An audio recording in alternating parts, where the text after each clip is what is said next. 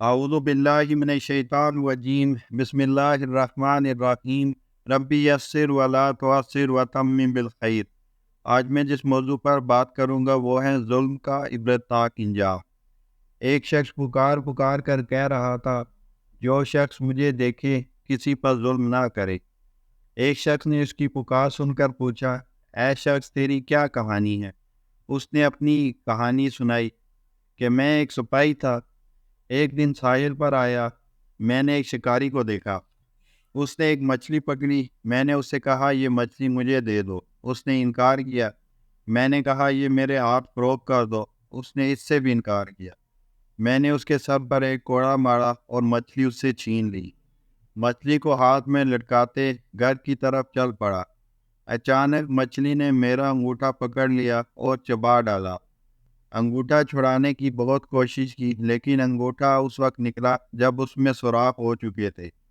میں نے ایک طبیب کو دکھایا، اس نے بتایا یہ مرض آگلا ہے، انگوٹھا کاٹنا پڑے گا ورنہ یہ مرض سارے جسم میں پھیل جائے گا اور تو ہلاک ہو جائے گا۔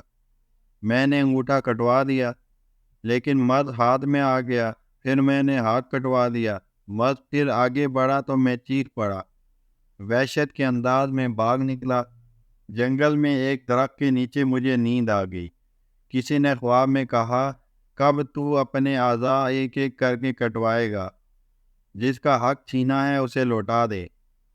اس وقت مجھے وہ مچھلی یاد آئی، میں فوراً ساحل پر پہنچا، شکاری وہاں موجود تھا، اسے اپنا حال بتایا، اس سے معافی مانگی۔ میرا حال دیکھ کر اس نے کہا میں نے تجھے معاف کیا۔ اس کے یہ کہتے ہی میرے ہاتھ کے کیڑے گرنے لگے۔ میں نے اس سے پوچھا آپ نے بددعا کی تھی، اتنا تو بتا دیں۔